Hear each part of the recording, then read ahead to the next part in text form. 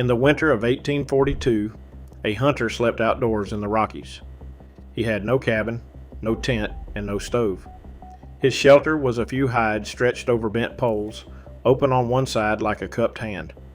The open side faced a large fire. A traveler named Rufus Sage wintered among such men and wrote it down. On its own, a campfire is one of the worst heaters human beings have ever used. The EPA puts the loss from an open fire at 80 to 90% straight up. A dime of warmth for every dollar of wood. So why did men die beside roaring bonfires, while Sage's hunters slept warm beside modest ones? The difference stood 3 feet behind the flames. Today we take apart the trapper's firewall. What the old books claim it did, what it actually does, and why the finished rig needed 2 surfaces, not one. Then we build one free in about an hour. Roquette Lake, New York.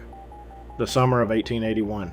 George Washington Sears, an outdoor writer who signed his work Nessmuk, paddled up to a woodland hotel called Under the Hemlocks. Behind the hotel stood a bark shanty with a sign over the door, the guide's camp. Every evening the hotel guests gathered there around a huge fire. Nessmuk watched them feed it. Wood went on endwise, crosswise, any way it would land, exactly the way boys build a bonfire on a village green. The hotel kept a trapper on the payroll, whose whole job was hauling wood for that one blaze. Nessmuk offered to help him build the evening fire properly, with half the fuel and better heat. The trapper turned him down. The guests liked bonfires, he said, and the owner could stand the cost of the wood. One man in that camp knew better, said so out loud, and nobody listened. That scene is the American relationship with firewood in miniature. Wood was everywhere, and wood was nearly free, so almost nobody had to be good at burning it. The skill survived at the margins, with the men who slept outside in January. They were the only ones a wasteful fire could actually kill. Nessmuk had seen where the bonfire thinking ended. 35 years earlier, he had hunted with the local men of northern Pennsylvania, strong axemen who built their night fires like fortifications. 8 or 10 logs, as heavy as the whole party could drag, went into a heap in front of the open shanty. They chinked it tight with bark and knots. For the first 2 hours, you could hardly get close enough to light a pipe. By 11, the heap finally burned through, the camp warmed, and the exhausted hunters fell asleep. For 2 or 3 hours. Then a man near the middle would throw off his blanket and bolt into the snow, swearing the shanty had turned into an oven. Grown men stood there at 1 in the morning, prying burning logs off the heap with handspikes, and levering cold green ones into their place. The camp swung between roasting and freezing until dawn. Breakfast happened wherever the heat allowed it. Nessmuk watched a coffee pot lose its spout into the coals, and a pan of pork fat explode in a man's face. 2 or 3 hours of sleep for a night's worth of timber. Not a good trade. When he suggested a better fire with half the fuel, the old hunters laughed at him from a great height. "You are a Boston boy," they told him. "You are used to paying $8 a cord for wood. We can afford to burn it by the acre." The fire never quit on those men. The design did. And the design fails for a reason you can draw on a napkin. A campfire radiates heat in every direction at once, like a lamp. It throws the same warmth north, south, east, and west, and you occupy one narrow slice of that circle. Sit close, and your shins cook while your back stays at air temperature. Your body is catching maybe a sixth of what the fire gives off. The rest is heating trees. The vertical loss is worse. Flame heats air, hot air rises, and the strongest current a fire produces is the column going straight up. Indoors, that column is the chimney, and the EPA's BurnWise program measured what it costs. An open fireplace loses 80 to 90% of its heat up the flue and runs about 10% efficient at best. Outdoors, there is no chimney, but the physics does not care. The sky does the same job at the same price. So the frontier instinct, build it bigger, was an answer to the wrong question. A bigger fire wastes the same share of a bigger number. And as the Pennsylvania camps proved, it delivers part of the waste into your bedding at midnight. But the men who lived outdoors were not done with this problem. Not even close. In the dark days before one Christmas, Nessmuk and 3 companions packed 12 miles into the wilderness beyond Wellsboro, Pennsylvania. They found their old camp under 6 inches of snow. The full-size axe they had cached in the fall was buried under a flood-washed gravel bar. The party faced a winter night with nothing but 2 pocket hatchets.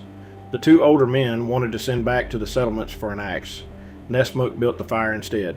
He felled a thrifty butternut 10 inches through and cut 3 lengths at 5 feet each. He drove 2 stout stakes at the back of the fire site, slanting slightly backward. Against them he stacked the 3 logs largest on the bottom, so the wall could not tip forward. 2 short chunks in front served as fire dogs, and a 5-foot forestick went across them. A small pyramid of bark and knots between wall and forestick finished the job. That one modest fire, he wrote, sent a pleasant glow of warmth to the furthest corner of the shanty. It ran all night on wood 2 men had cut with hatchets the size of your forearm. For night wood they dragged in a dozen birch and ash poles, 20 feet long, and simply burned them in 2 across the flames instead of cutting them short. Notice the species. Butternut, cut green. He picked it because green butternut burns very slowly. That choice separates the men who understood the trick from the men who copied its shape. The stack at the back of that fire was not fuel. It was furniture. 22 years later, the method got its name in print. In 1906, Horace Kephart published Camping and Woodcraft. In the Firecraft chapter, he laid the design out like a blueprint, and he gave it a name, the Trapper's Fire. 2 big stakes, driven into the ground, slanting backward. Piled against them 3 logs at least a foot thick. Green wood, selected precisely because it is hard to burn. Mud plastered into the crevices between the logs and around the stake bottoms, so the fire cannot eat its own architecture. Kephart then states what the structure is for in one line that reads like an engineering spec. It reflects the heat forward, conducts the smoke upward, and stands as a windbreak in front of the camp. He even tells you to keep a separate little cooking fire off to one side. The main rig had a single job, and the job was heat. That was only round 1. Because there is a part the modern bushcraft videos get wrong, 140 years later. The wall is usually called a fire reflector, but the version you've heard the word reflector itself, that's not the full picture. Bare wood is a terrible mirror. In an engineer's terms, it has an emissivity around 0.9. When radiant heat lands on a log wall, roughly 9/10 of it soaks in, and only the remainder bounces. If mirror-style reflection were the mechanism, the Trapper's Fire would barely work. It works because of what the wall does with the heat it swallows. The logs warm up. Warm mass radiates steadily in the direction it faces, long after the flames die back. The same reason a stone hearth feels warm at midnight. The wall is not a mirror, it is a second stove, a slow one, aimed at your bed. That is why the foot-thick logs matter, because thick green wood soaks for hours and gives back for hours. It is why the mud packing matters, because a sealed wall warms up instead of catching. The wall's second job is wind. Moving air strips heat off a fire and off a body faster than anything else in camp. The wall simply cancels the wind on one side. The Army Survival Manual is blunt about the third job. A fire wall directs the heat where you want it and knocks down flying sparks, but you must leave the fire enough draft to breathe. Choke it on every side and you own a smolder, not a fire. Now run the mountain man's arithmetic. Your body catches its one narrow slice of the fire's circle. The wall stands in the opposite slice, the half that was vanishing into the dark timber. It hands a working share of that half back across the flames toward you. Your slice plus the wall's slice. That is where doubled comes from, and it is geometry, not a sales pitch. The honest caveat is that the exact gain moves with the size of the wall and how close you sit. The direction of the gain is not in doubt. No old-timer ever measured it in percent anyway. They measured it in whether their backs were cold. The name is wrong. The wall works anyway. And if the story stopped at the wall, this would be a story about half of a machine. Kephart's favorite winter shelter shows the other half. His baker tent was a shed roof of canvas with the open face toward the fire. It is the same shape Rufus Sage had described in Buffalo Hide 60 years earlier. The heat from the fire, Kephart wrote, is reflected by that sloped roof down onto the ground beneath. It dries the ground out and keeps the sleepers, in his words, warm as toast through the coldest night. The roof over your body is the second surface. The heat that sailed over your head, the share the sky was stealing, strikes the slope and comes down onto your blankets. He is also honest about the price, which is exactly why he is worth trusting. A fire big enough to run that system all night consumes a good-sized hardwood tree every single night. Somebody has to swing the axe for it. When the old way cost something, the old writer said so. This one cost a tree a day. There was a leaner version for a man alone, and it is almost free. A very small fire, Kephart wrote, will keep you warm in bitterly cold weather if it is kept up. You lie lengthwise beside it, close, with browse under you and a log at your back. Look at what that layout actually is. A fire the length of your body, a wall behind the fire, a log behind your back, two warm surfaces and a man between them, which is the whole secret of sleeping outdoors in deep cold compressed into one sentence. Wall behind the fire, roof behind you, you in the middle. For the trappers themselves, the written record is thinner than the legend, and it is worth being straight about that. Osborne Russell, who trapped the Rockies for 9 years in the 1830s, wintered in buffalo hide lodges with the fire in the middle. On the Yellowstone in the hard winter of 1836, he fed his horses cottonwood bark. Near Fort Hall, 3 years later, he read Shakespeare in a skin lodge. Rufus Sage, published in 1846, gives us the lone hunter's version. The hide shanty faces a big fire, on a site picked to block the wind and catch the sun. I could not find a trapper journal that stops to diagram the wall itself, and I looked.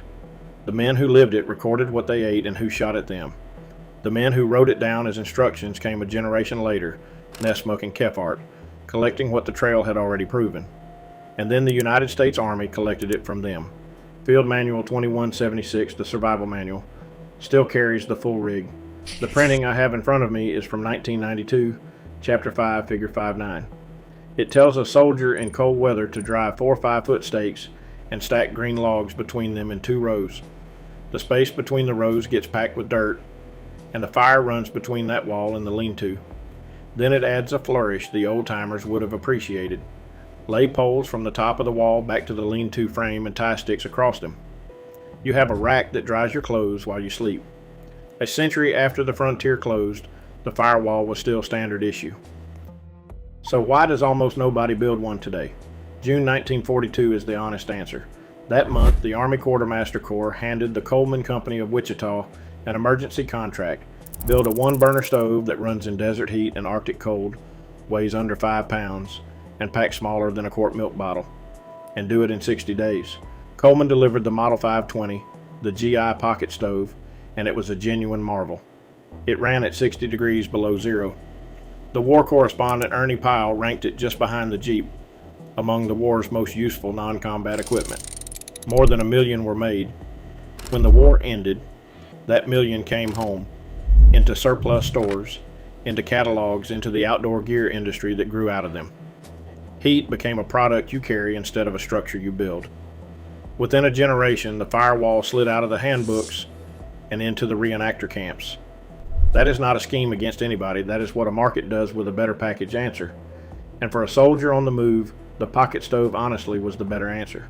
For a family sitting beside a fire pit on their own land, the arithmetic runs the other way. A propane patio heater costs about $90, plus $6 a canister, and canisters sulk in deep cold. Firewood runs about $250 a cord in most regions, and an open pit pays you back a dime of warmth on the dollar. The wall that recovers half of that loss is built from the greenest, least burnable logs on your land. Those are the logs worth the least as firewood. The price of the fix has not moved since 1842. Nothing. This is where the story changes from history into a Saturday. The build takes about an hour. Pick the spot first. You want the prevailing wind at the back of the wall so the wall blocks it. Leave bare ground for 3 feet around the fireside and skip low, wet ground. One shortcut before the carpentry. If your ground offers a boulder or a low rock face, take the LE side of it and build the fire against the stone. That was Kephart's first advice for cold weather. The rock throws heat onto the shelter and carries the smoke up the face. No boulder, then you build the wall yourself.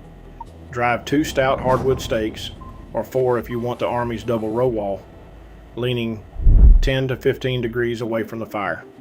The lean is not magic. It lets the log settle into the stakes, so the wall stands for hours and can never pitch forward into your fire. Stack green logs against the stakes, thickest on the bottom. The wall should stand at least as tall as your flames will, roughly knee to waist height, and 4 to 5 feet wide. Green is the entire point. Cut from a live tree if you can, butternut, oak, maple, anything heavy with sap. A wall of dry season logs is not a wall. It is tomorrow's bonfire, lying in wait. Seal it. Kephart plastered mud into the crevices. The army packs dirt between its two rows. Either way, a chinked wall warms up. An open one leaks air and eventually lights. Build the fire about 3 feet in front of the wall. Shape it the way a Duke University study confirmed in 2015 that fires burn hottest, about as tall as it is wide. Kephart added 2 details that beginners skip. Set the fire slightly above the level you sit or sleep on, because heat that starts uphill of your body does more good and the smoke rides away higher. And if you mean to sleep, stretch the fire sideways instead of upward into a low bed of flame as long as your body. That way the warmth lands from shoulder to boot instead of on one spot, not the wide, flat heap the hotel guests threw together at Raquette Lake. Then build your own side. Sit or sleep opposite the wall with something sloped at your back, a lean-to, a canvas fly, even a propped tarp. If you want the one modern upgrade, genuinely worth taking, stake a $2 Mylar emergency blanket behind you. That thin silver film really does reflect radiant heat, far better than wood ever did. The old-timers would have traded a good knife for one. Now the failure modes, because every one of them has ended somebody's night early. Too far away, and the wall does nothing. Radiant heat falls off hard with distance, and a wall 6 feet behind the fire is scenery. Too low, and it does nothing because the heat sails over the top. Build it to flame height, lean the wrong way toward the fire instead of away, and it either collapses or joins the burn. If you build the wall in stone instead of wood, never use wet or porous rocks near a fire. The Army manual warns they can burst as the trapped moisture boils, and never ring a fire on every side. It needs enough moving air to breathe. I am not your fire marshal, and no video outranks a county burn ban, so check your local rules before you strike anything. But if a fire is legal in your pit this weekend, run the test. Build the wall 3 feet from a fire you were going to light anyway, and sit between it and a tarp. Pay attention to the side of your body that is always cold at a campfire. An hour of work, $0, and I would rather you feel the answer than take it on faith.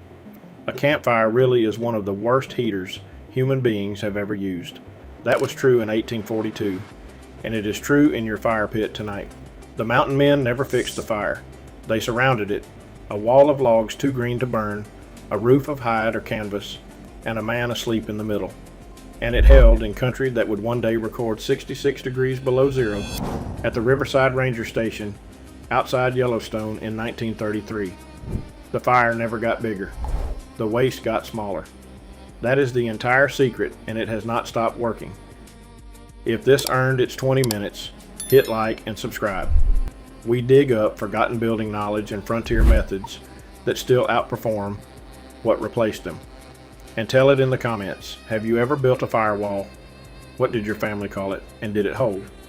Until next time, build the other half.